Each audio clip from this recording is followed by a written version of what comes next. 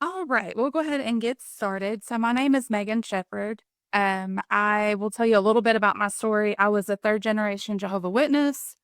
I left, I started fading out probably about 15 years ago, fully left probably 12 years ago or so. And then I became a therapist. So, today, what we're going to talk about is going to be broken into parts. The first part of it is going to be essentially what the DSM-5, what therapists use to diagnose people, what those components are for a diagnosis of PTSD, of post-traumatic stress disorder. And then we'll talk about some of the different types of therapy. I have a huge list on here. I probably will not go through all of them because there is a lot, and I'm sure that I left some out. And then also some questions and things to kind of consider whenever you're picking a therapist. I always tell people that not every person vibes with every single therapist, and that is okay. And then I have my notes because don't have a great memory. So the first part on here, if anybody wants to get in contact with me later on, that is my email address where you can reach me. So what trauma is, it results from being exposed to an incident or series of incidents that are emotionally disturbing or life-threatening with lasting adverse effects on someone's functioning, whether that be mental, physical, social, emotional, or spiritual well-being. So within the Diagnostic and Statistical Manual of Mental Disorders, these defines trauma as the exposure to actual or threatened death, serious injury, or sexual violence in at least one of the following ways. So, directly experiencing the event, witnessing in person the event as it occurs to others, learning that the event occurred to a close family member or close friend, experiencing repeated or extreme exposure to adverse details of the event. This doesn't apply to exposure through electronic media, television, movies, or pictures unless that work is related to work. So there's three types of post-traumatic stress disorder. There's acute, which is typically someone that has a single incident, chronic, which is repeated and prolonged exposure, and then complex, and that is exposure to varied and multiple traumatic events, often of an invasive interpersonal nature. So examples of that can be physical, sexual, or emotional abuse, neglect in childhood, living with a family member with mental health or substance use disorders, sudden or unexplained separation from a loved one, poverty, racism, discrimination, and oppression, violence in a community that you live in, war, or terrorism. And so what really affects a lot of us is the coercive control, and that is an act or pattern of acts of assault, threats, humiliation, and intimidation, and other abuse that's used to harm, punish, or frighten their victims. And I will say, a lot of the survivors that I have worked with that have come out of a coercive control and cult typically is diagnosed with chronic PTSD because there's so much abuse that happens and it's so prolonged. Typically, most people work through a trauma-informed care framework. And so what this means, and most community mental health centers should be working through this, therapists that anybody works with should be following this framework. And it has the 5 components to it, which is ensuring that whoever you're working with, so the client, feels both physically and emotionally safe to be there, that they have a choice and they have control, and that there's collaboration. So it's not just the therapist deciding and saying, you're going to do this, you don't have a choice in it. It is the client and the therapist working together to make those decisions. Trustworthiness. So as a client, feeling that you can trust the therapist that you're working with and that you're getting clarity from them and consistency. There should also be clear interpersonal boundaries between you and the therapist. There should also be empowerment. So making sure that as a client, you feel empowered and that you are building those skills. The next part is different types of therapy for trauma. There is a lot. And there is, I picked the ones that there is a lot of research about that is on this list. There's a ton more. And I will talk about whenever I get to it, the type of therapy that I prefer as a therapist. So the first one I feel like is one that a lot of people hear about, which is eye movement, desensitization, and reprocessing therapy, or EMDR. So what this does, it desensitizes a client to their trauma memory by having them recall and relive the experience in a therapeutic setting. So as they remember the events, the therapist will use bilateral stimulation of the brain. And this can be done in multiple ways with EMDR. This can be through tapping on the body. It can be through lights, sounds, anything like that to help someone reprocess that memory. The next one is accelerated resolution therapy. It is unique because the therapist guides the client to replace the negative images in the mind that cause the symptoms of PTSD with positive images of the client's choosing. It's done quickly. Lots of times you can take one traumatic memory with ART therapy and process that through in one session. And so with this, it has eye movements. The therapist will typically, I'm going to move this so I can demonstrate, will just take their hand and you look at their hand and just move your eyes whenever you're processing the memory. With it, you do not have to do a lot of talking. It is more of internal work of envisioning what's going on. Therapist will check in, and that's with both EMDR and ART therapy.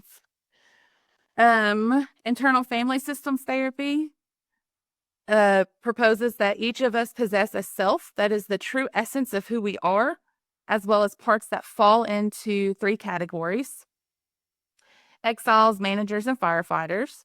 And respectively, these parts carry the pain of trauma. So with IFS, the goal is to assist a person in connecting with their true self, allowing the individual to understand more about the managers and firefighters who seek to protect them, as well as the pain of the exiles. CBT, cognitive behavior therapy, is a big one. It is one that I think as therapists we learn a lot about in school. And it is a basis for a couple of the other ones that are listed on here. So it was initially developed for treatment of depression, but it's used for addressing anxiety disorders, relationship issues, low self-esteem, trauma, and it's based on the premise that our thoughts and behaviors are interwoven. So meaning that if one's thoughts are changed, then their behavior will be impacted and will change as well. So with CBT, it kind of targets those behaviors that we want to change that can cause distress and impair our ability to function. And oftentimes following trauma, a survivor is left with extremely negative beliefs about themselves, about the world, about everything. And so with CBT, the goal is to help change those beliefs, to identify, assess, and modify those beliefs into more positive ones or more realistic ones, so that's not just all negative. Cognitive processing therapy is one that is very structured. It has typically 12 sessions and it goes through those beliefs. So typically there's a lot of homework with that one and a lot of worksheets. And it is, you take a belief that you have and you find, essentially you put it on trial. And let's say your belief is that the world is evil or whatever that may be. You're going to essentially put that belief on trial and be like, okay, here's why I believe this. What can I actually use as evidence that it's real? And what can I use as evidence that it's not? And so again, it is to change those beliefs so that it affects us in our healing process. Trauma-focused cognitive behavior therapy, or TF-CBT, is based in CBT, and it's designed specifically for addressing trauma. It's typically used with children and adolescents, and it can be offered individually or in groups. And it's focused on providing psychoeducation about trauma, as well as stabilizing symptoms with using a lot of relaxation and coping skills. Narrative exposure therapy is typically short-termed, and it was designed and is used specifically for survivors of complex trauma. It can be used individually. There's also lots of times groups that will use this therapy. And so what it is supporting an individual in writing their chronological story of their life that includes the traumatic events, but also the positive ones. And then as someone tells their story, they'll be asked to notice thoughts, emotions, physical sensations, and when their story is concluded, they get presented with a documented autobiography that then is used to be able to process through all of those traumatic events. Play therapy, I think lots of times we think of as for children, but adults, we can do play therapy too. And again, it is good for people who struggle with verbalizing their emotions and their thoughts and beliefs. Eclectic therapy is it's typically used by a therapist who is trained in more than one therapeutic approach and kind of picks and chooses from those approaches to tailor their treatment to their client. This is the type of therapy that I probably use the most outside of CBT because I think that every client is different. And yes, this may work great and perfect for one person. It may not work great for somebody else. So being able to kind of pull and choose those things is very beneficial. The last one that I'll kind of talk about on this, or the last three, is group therapy, peer support groups. Those can be very beneficial, especially if someone is experiencing a lot of feeling of isolation. It can provide that support. I always tell people, I hate to use the word suspicious, but if you're going to join a group, sometimes bullying can happen and there can be cliques and people can go against other people or try to seclude people. So kind of keeping an eye on that as well to protect yourself. Inner child work is essentially looking at the things that have happened to us as children and how we've carried that with us and focusing on identifying those and then understanding them and addressing things as they come up. And then the last one I'll talk about types of therapy is art and music therapy. They can be very beneficial on their own. They can also be beneficial in combination with one of these other types of therapies. Again, it's very great for someone who doesn't I don't want to say understand, but struggles to verbalize those emotions and thoughts and feelings and things that have happened as we've grown up, whether it be childhood into adulthood and those types of things. So after going through all the different types of therapy, we'll kind of talk about how to pick a therapist and what to look for. There's a lot that I've put in here for this. The main thing is being able to have a strong connection, a professional connection with your therapist.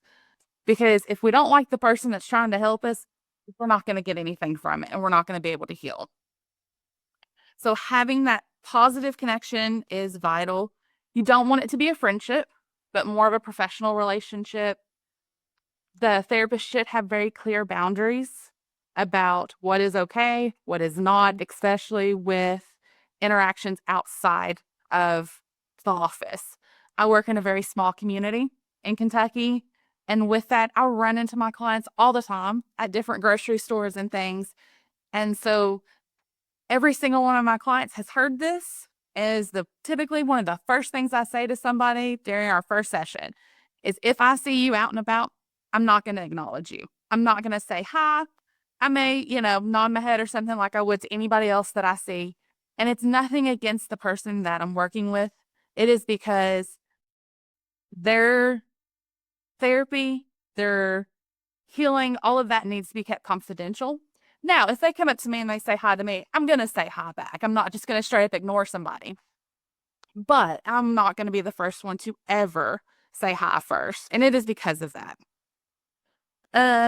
You need to have trust with your therapist so that you feel comfortable discussing thoughts, feelings, behaviors. Because lots of times they're scary, they're uncomfortable, they can be embarrassing. There's lots of feelings that come with that, shame, guilt, all of the things. So we want to make sure that the person that we're working with, we feel very comfortable with. A good therapist is going to be honest and genuine. They're going to explain things in a way that you can understand it. They're not going to have issues if you ask more questions.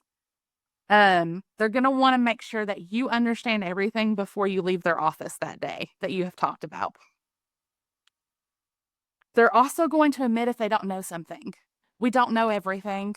I will say that as a therapist. I do not know everything, and I will tell people when I don't know something. As therapists, they should also value you, value your beliefs, and your ability to progress instead of viewing you as broken or dependent. You shouldn't feel like, oh, I gotta go see my therapist today. Not that it's a great experience because we're talking about all the things that we've gone through, but you still don't want to just be like, well, something else I gotta check off for today. They should communicate openly with you and warmly, even if they're pointing out areas for growth. And it shouldn't feel like someone telling you what to do. It should be more like someone guiding you and kind of leading you on that path of recovery and healing. And healing works best when you feel both connected and comfortable with your therapist. So, finding someone that is familiar with your identity is beneficial, especially if you identify as part of the LGBTQIA+, BIPOC, Latinx, as cult survivors and coercive control survivors. That one is a little bit more difficult to find somebody that fully understands. So whenever you're picking a therapist, if they're not someone who has that extra education or that lived experience, I would probably go into it a little bit expecting that you're going to have to provide a little bit of education. But it also shouldn't be that they are only getting education from you, because there's lots of resources. Google is a thing. And as therapists, we can look up those experiences that are similar to what people have had. And I've had to do that because I've had people, the community that I live in, there's a lot of churches, and I feel like a church every 5 feet. And so lots of times I've had to Google, okay, what is this religion? What are their beliefs? Okay. And then kind of get more information from the clients I'm working with. Also need to think about licensing, certification, and education. We use a lot of acronyms as therapists and in that world, and they can mean different things for different ones. So I'm an LCSLU, and in most places, that means that you are independently licensed and you're a licensed clinical social worker. But I will say in the US, there are a couple states where that is not what that means. So again, quick Google search. If they don't have it listed on there, that will typically tell you as a license, or as a therapist, you have to be licensed. We have a board for social work, psychology, counseling, and it is free to go and type in somebody's name and verify that they still have an active license. There's also different types. I kind of listed some of the acronyms that we use. There is also a difference between psychiatrists, psychologists, therapists. So looking into that, and just kind of seeing what that means.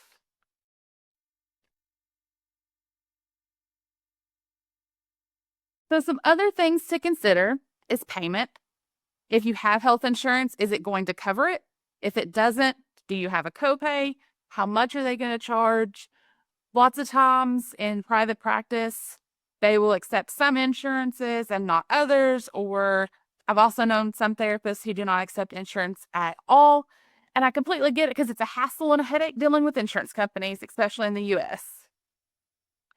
Looking at how they schedule. Do they have a office location? Are they fully telehealth? And what that means for you. So are you comfortable working with somebody fully telehealth? I will say for Maine, I provide telehealth services. I like it when technology works. When technology does not work, it interferes a lot with trying to provide therapy and do those things. So looking at that. Also looking at the therapist's specific life stages, cultural backgrounds, and how important that is to you. Looking at your own gender, so sexual orientation, religion, race, ethnicity, cultural background, your age, and what that looks like with that therapist. There are some therapists that specialize in certain age groups. There are some that specialize in certain populations and those types of things. So asking yourself how important it is for you to work with someone similar to you, whether it be in all of the areas or just some of those areas.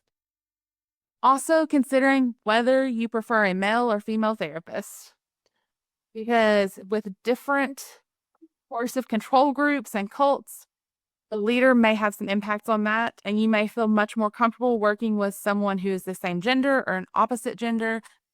I will say I have some clients that are male and identify as male, and they prefer seeing a female therapist because they feel like they can talk more openly with the female therapist. And I have some clients who have come to me because where I work for a community behavioral health center, whenever you call and schedule an appointment, you get scheduled with the first available. And they got scheduled with a male, and they were like, nope, not doing this. You got to get me to a female therapist because I'm not seeing a male, which is fine. Asking yourself some other questions. Do they make treatment plans? Is it available to you to access? How do sessions typically work? How long are each appointments? What you'll do. So what type of trauma treatment are they thinking? Or are they trained in? How long therapy lasts? How many sessions? Their general philosophy and approach to helping, and asking if they're more directive or more guiding. What is a typical session, especially with the different types of trauma treatment? Those sessions can look very, very different. So having those conversations, asking about homework, because sometimes some of those come with a lot of homework, some of them don't come with a lot of homework. So kind of knowing what that is going to look like for you and how that's going to fit into your lifestyle. This is just some of the positives that I really think is important for a therapist. So having someone that's easy for you to talk to, letting them know both with verbal actions and nonverbal actions that they aren't judging you and that they're open to your experiences, that they make a point of discussing confidentiality with you and making sure you know what will be kept private, anything that might be shared and why it would be shared. Legally, there are certain things as therapists we have to report, so they should be having that conversation. You want them to be someone that is kind and warm, but doesn't appear to be more like a casual friend, because that's not what this is. And that they make it known that the two of you are a team and you have control and choice. Again, I've probably said it 5 times. I'm going to say it again. It should not be something where you are being told what you can and cannot do and how treatment's going to look like, and that you don't have an option, because you do. Negatives in therapists is that they talk about themselves a lot.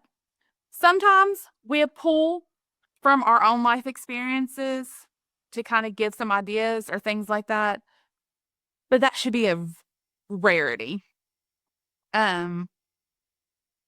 That they're too friendly and are trying to treat you more like a friend rather than a client. They give unsolicited advice or tell you what you should or shouldn't do.